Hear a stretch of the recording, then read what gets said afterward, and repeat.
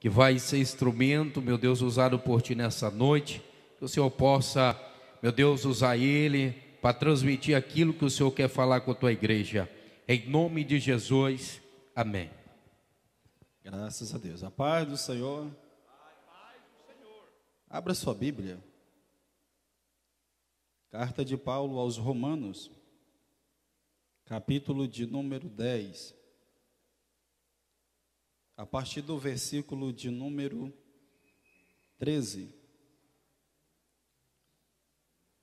O tema desta 14ª conferência, ele é muito profundo, muito sugestivo. Quando se coloca um tema, às vezes em uma parte isolada, fica mais difícil para tantas mensagens. Mas como é um tema abrangente, então facilita. Romanos capítulo 10, versículo de número 13. Os que encontraram, diga amém. Diz assim: porque todo aquele que invocar o nome do Senhor será salvo. Verso 14. Como, pois, invocarão aquele a quem não creram? E como crerão naquele de quem não ouviram? E como ouvirão, se não há quem pregue? E como pregarão, se não forem enviados? Como está escrito: quão formosos os pés dos que anunciam a paz, dos que anunciam coisas boas. Amém? Podemos assentar. Já fomos ministrados aqui através da oração do pastor Gediel. Deus abençoe, muito obrigado. Eu quero aqui, antes de ministrar a palavra, externar a gratidão que está no meu coração por esta honrosa oportunidade. Deus abençoe pastor Eliezer, presidente da Semada em Pá. Fico feliz em fazer parte dessa diretoria, tá? O Senhor me deu essa oportunidade, desde o DCCADEM, né? E não me esqueça, a primeira oportunidade na convenção e falar em público foi o Senhor. Eu acredito que os pastores de concordar que um dos sentimentos mais nobres do coração de alguém é gratidão. Às vezes não conseguimos retribuir, né, e às vezes corresponder à altura. Que Deus abençoe toda a equipe. Deus abençoe o nosso presidente da convenção. Deus abençoe todos os conferencistas que aqui estão. Em nome de Jesus. Missões. Uma estrada que só os corajosos trilham. Porque a palavra missões, ela vai nos trazer tantas referências, partindo de um referencial chamado Jesus de Nazaré. Ele se doou para missões, ele se entregou para missões, ele entregou a própria vida e fez um colegiado de apóstolos, de discípulos, e assim ele os ensinou, os preparou para missões. Ele os preparou para trilhar essa caminhada, essa jornada, para passar por essa estrada de dificuldades, de intempéries, mas, contudo, aqueles que perseverarem, persistirem, eles iam alcançar frutos abençoados da parte de Deus, e assim o Senhor ia se alegrar. Portanto, missões é atender o ide de Jesus, faz parte. O ide e lembrar de caminho, porque a palavra caminho, quando falamos estrada, eu quero recordar aos irmãos que a palavra estrada, no latim, ela significa strata, que por sua vez, ela significa caminho em camadas. E se nós observarmos, missões é mais ou menos assim. Missões não se começa com muito, se aplica o pouco e haverá uma multiplicação. Camadas e camadas acrescentarão a primeira parte que for entregue e realizada na obra de Deus. Haja vista que a Bíblia diz que a semente ela caiu na boa terra. E quando ela caiu na boa terra, ela produziu 30, 60 e 100 por uma. Jesus Cristo, ele disse para os seus discípulos: ide por todo mundo e pregai este evangelho. Está dizendo, vocês vão trilhar essa estrada, vocês vão passar essa estrada. Isso nos dá ideia de itinerário, isso nos dá ideia de trajetória, isso nos dá ideia de caminho a percorrer para alcançar o objetivo. E quando falamos de trajetória, nós observamos na palavra de Deus que trajetória, ela às vezes no começo é muito boa, mas tem um momento da dificuldade. Quando fala trajetória, nós podemos recordar do apóstolo Paulo, quando explicando acerca da sua vida e do ministério e de missões. Ele disse, eu não julgo ter alcançado alguma coisa, mas uma coisa eu faço, eu vou em direção ao alvo da soberana vocação em Cristo Jesus, aleluia. Eu deixo as coisas que para trás ficaram, está dizendo, eu vou em direção ao alvo. E quando fala alvo, está dizendo que nós devemos olhar para Jesus de Nazaré, aquele que nos vocacionou para a sua seara, nos chamou para olhar para frente, para o alvo. E o mesmo disse que aquele que lança a mão do arado e olha para trás, não é apto para o reino de Deus. Então aquele que lança a mão no arado, ele deve olhar para frente, deve olhar firmemente para o autor e consumador da sua fé, Jesus de Nazaré. E uma vez que estamos com este itinerário, nós devemos correr com paciência a carreira que nos está proposta. A carreira que nos está proposta é a carreira da vocação em Cristo Jesus, para semearmos e pregarmos a palavra a tempo e fora de tempo. Devemos pregar, porque Jesus Cristo disse, olha, eis que viu sobre vós a promessa de meu Pai. Isso é vocação. E ficai em Jerusalém, até que do alto sejais revestidos de poder. Isso fala de etapa, isso fala de camada, porque Jesus, ele chamou os seus discípulos, e a Bíblia vai dizendo que ele vocaciona os 12, e dá para eles poder, dá para eles virtude,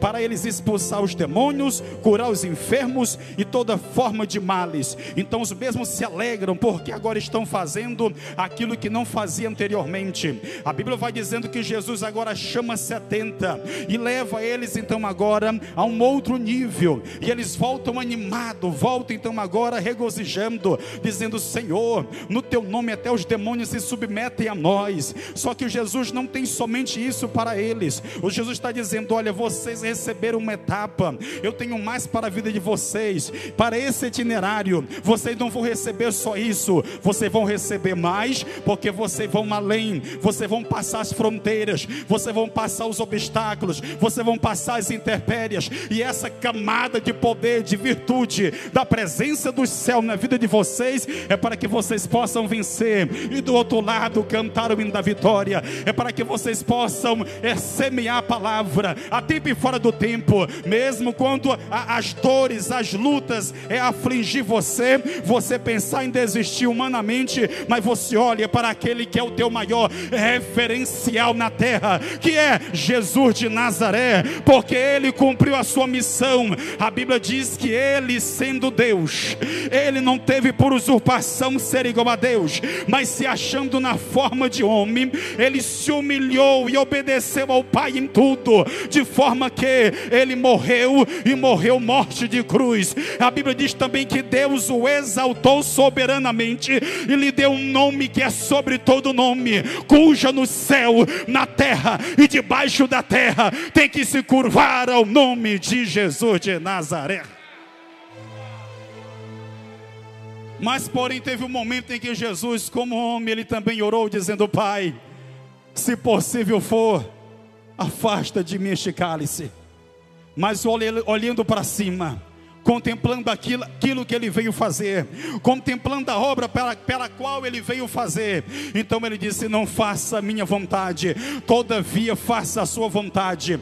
Então quando nós recebemos esse itinerário, então agora Deus está nos chamando como igreja, para o servir, para semear, para pregar a palavra, para trilhar esse caminho que somente os corajosos trilham, missões, um caminho que só os corajosos trilham. Este caminho é de perfeição, benção. Por quê? Porque ele veio do céu. Essa semente está dentro da igreja e essa semente deve ser compartilhada. Quando eu falo semente, eu falo daquilo que vai crescer, daquilo que não é humano, daquilo que é espiritual e é independente dos homens. Jesus Cristo disse: as portas do inferno não vai prevalecer contra a minha igreja. A igreja de Cristo é um organismo vivo. Ainda que os homens se levantam, ainda que o inferno se levanta, queira o homem ou não, queira o diabo ou não, os céus estão sobre a igreja e a igreja vai continuar crescendo, vai continuar progredindo, vai continuar aumentando para a glória de Deus Pai. Quando eu falo missões, eu quero aqui me reportar a um período, diz a Bíblia.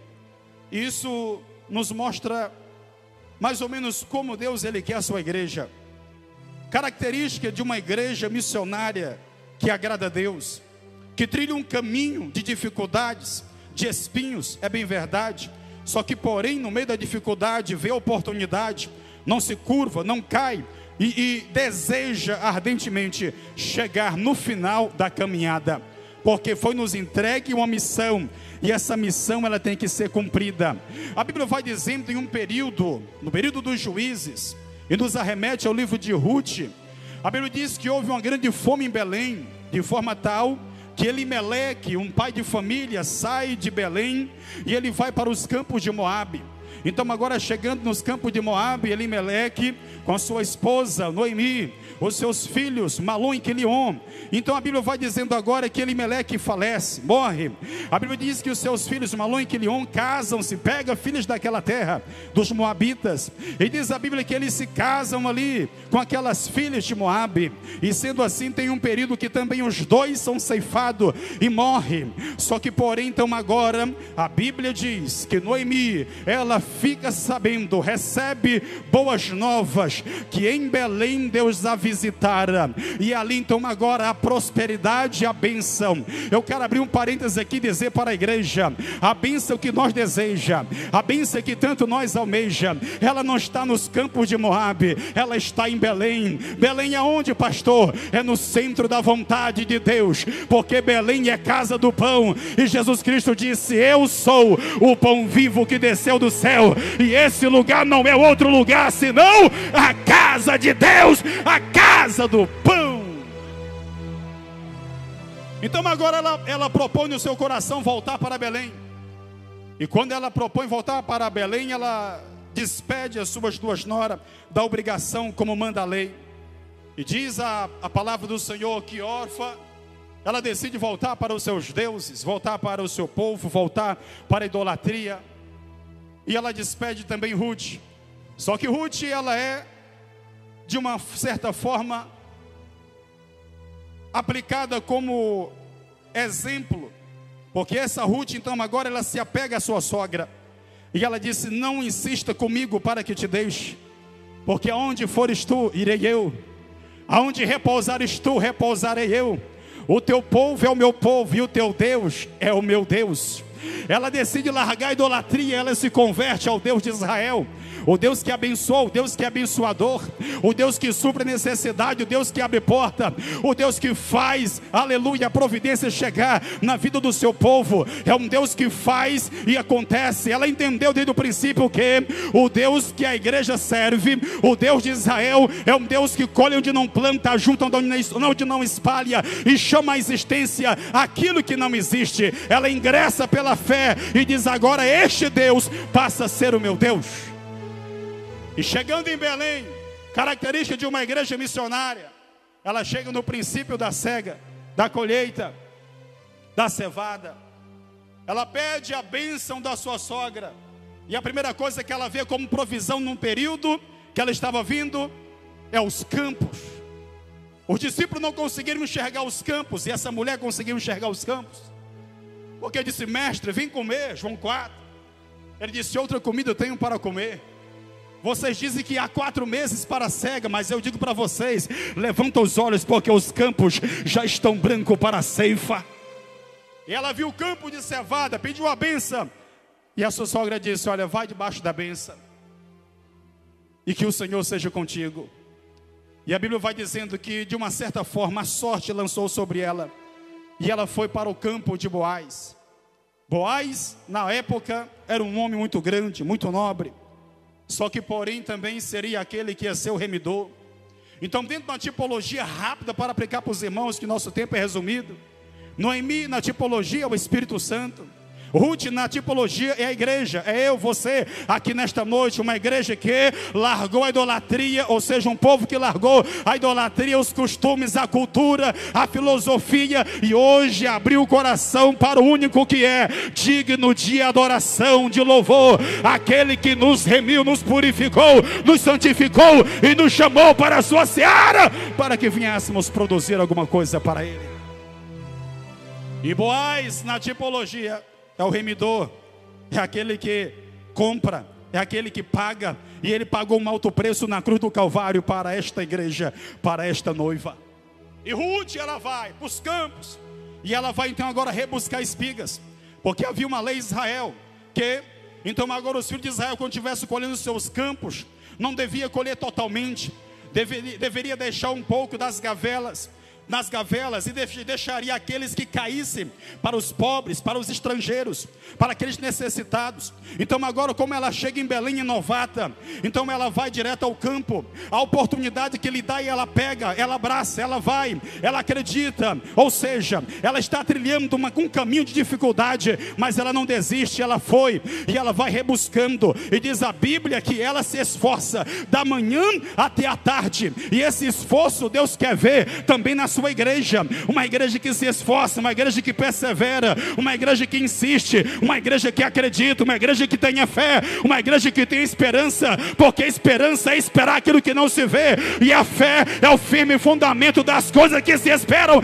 e a prova das que não se vê. E ela foi, acreditou, insistiu, esforçou e trabalhou arduamente debaixo daquele sol escaldante, de forma que chamou a atenção de Boaz. Boaz vem então agora de Belém, e quando ele chega no campo, ele bota os olhos logo em Ruth, e diz para o gerente da fazenda: quem é aquela? Aquela é a nora de Noemi, é aquela, a moça que está trabalhando aqui agora no campo, e ela está trabalhando desde de manhã, está trabalhando desde cedo, chama ela aqui, porque na vida de todo missionário é assim, nós não começamos em cima, nós começamos embaixo, ninguém começa por cima, a igreja começou por baixo.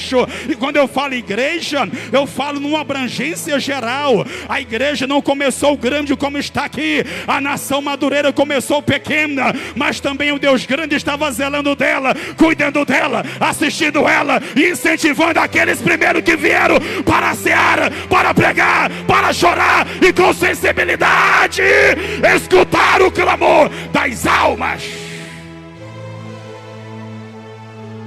Gradativamente vai crescendo, porque o dono da obra está de olho nela, e sendo assim, então ele disse: venha. E assim como a obra em si, gradativamente ela cresce, o nosso ministério, a nossa vida também vai crescendo. Assim como foi com os discípulos, também Deus tem esta mesma regra conosco. Ninguém começa em cima, começamos dirigindo ponto de pregação, evangelizando, começamos a fazer a obra de pouquinho, mas na hora certa, Deus ele vai cumprindo as suas promessas, Deus ele levanta, Deus ele exalta, porque não para a glória do homem, mas para provar, não provar, porque Deus não precisa provar nada para ninguém, mas para que as pessoas possam olhar e contemplar que está servindo a um Deus que é fiel, que é zeloso, amoroso e bondoso, e tem o seu coração no meio da igreja. Ele chama ela e diz: minha filha, fica no meu campo, coloque os olhos nas servas, e de forma proposital, agora você pode colher mais. Eu vou dizer que aquilo que cair mais das espigas, você pode pegar, ou seja, uma porção maior. E eu vejo pela fé, nobres pastores, conferencistas aqui nessa noite, que o Espírito Santo, ele tocou no teu coração e te conduziu a esta conferência, E aqueles que ficarem até o final, puder ficar até o final, você veio para a sua etapa. Eu acredito que todos aqueles que passaram e irão passar nesta conferência, há de Deus acrescentar sobre a tua vida uma porção maior, aleluia. Não para a tua glória, mas para a glória dele. Não para que você possa se exaltar, mas para que a obra possa ser concluída, para que o teu ministério possa tomar outra dimensão, para que você possa enxergar os céus por dentro e a glória do Senhor possa estar sobre a tua vida de uma forma especial, porque Deus ele trabalha por etapas, e cada etapa que você vence, Deus também ele vai acrescentando sobre a tua vida um peso de glória para algo, para que nós possamos cumprir a obra de Deus, o chamado de Deus sobre a terra. E Ruth, ele diz: coloca os olhos nas minhas servas, e assim fique atenta. O sucesso na obra missionária é como nós olhamos ela. O sucesso na sua vida ministerial é como você coloca os olhos nela. O sucesso da sua vida, até mesmo fora de empreendimento, é como você coloca os olhos nela. Nessa caminhada você deve colocar os olhos não na dificuldade, não nas intempéries, não no tamanho dos gigantes, não na força do urso ou do leão. Você deve colocar os seus olhos naquele que te chamou, naquele que te capacitou, naquele que está te levantando, naquele que te fez a promessa, naquele que não te conhecia, não somente aqui, mas aquele que te conhecia antes que tu fosse formado no ventre da tua mãe. Jeremias, não olhe para a dificuldade, não olhe para os grandes, não olhe para os anciãos, olhe com respeito, mas porém não venha retroceder. Jeremias, não tem como tu retroceder. Sabe por quê, Jeremias? Porque eu te chamei para um caminho perfeito. Eu te chamei, Jeremias, para um caminho de missões. Nesse caminho tem dificuldades, mas somente os corajosos trilham. Jeremias, não tem como você falar não, Jeremias. Eu vou te falar por quê. Porque Jeová, porque antes que tu fosse formado no ventre da tua mãe, eu já te conhecia, e antes que saísse de lá, eu te ungi, te consagrei e dei por profeta às nações. Tu será boca minha, Jeremias, aqui na terra. Deus ele quer te usar para impactar essa geração, mas Deus só te usará para impactar essa geração se ele puder impactar a sua vida.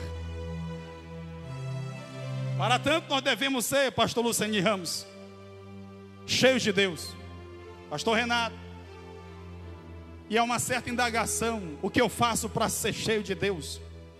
Há uns que tem tantas regras para ser cheio de Deus, mas para ser cheio de Deus não é nós buscarmos a Deus simplesmente, ou tanto que nós buscamos a Deus e tentamos ter de Deus. O segredo para ser cheios de Deus e ter sucesso na obra missionária não é o tanto que temos de Deus, é o tanto que Deus tem da nossa vida, e assim Ele possa contar conosco. Eis que eu envio a promessa: fique em Jerusalém, e em Jerusalém vocês vão ser revestidos de poder e ser-me-eis testemunha. Jerusalém, Judeia, Samaria e até os confins da terra. Veja que nem Deus não foi de uma forma toda, houve camadas. Primeiro Jerusalém, vem Judeia, Samaria e até os confins da terra. E assim também é na tua vida. Deus ele quer que você ganhe seu vizinho. Deus ele quer que você ganhe aquela cidade. Deus ele quer que você ganhe aquela vila. Deus ele vai te usar, missionário, missionária. Deus te chama para um tempo novo, e para esse tempo Deus ele conta com homens e mulheres que têm o coração desejoso pela presença dele.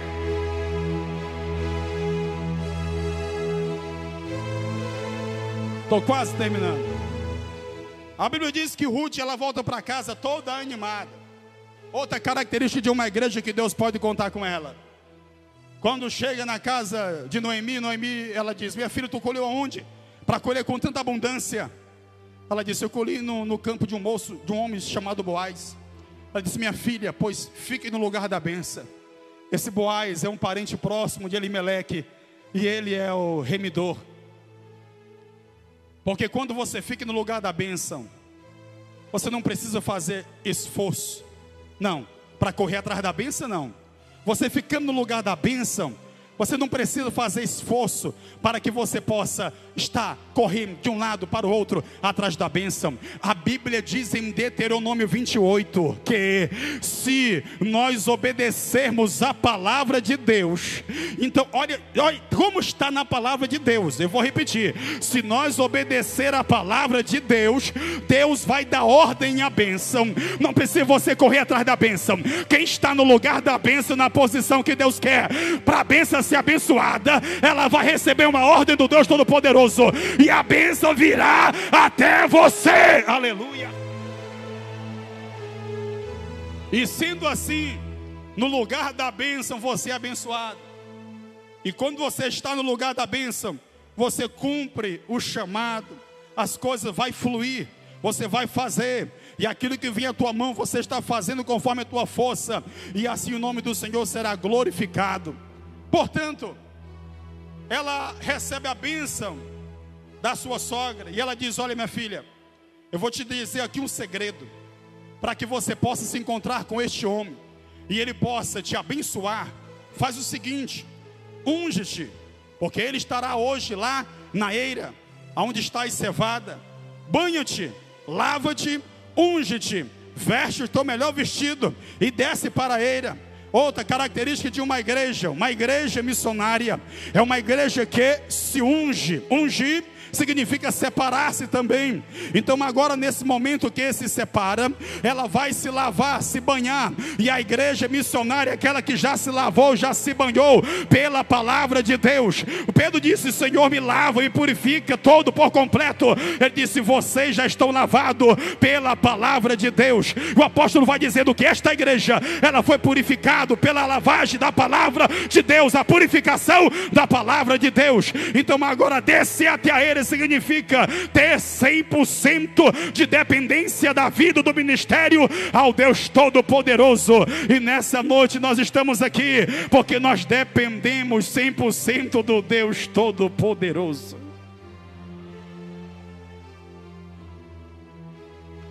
Eu encerro com esta oração. Se possível, dê a mão para a pessoa que está do teu lado. Deus te chamou, missionário.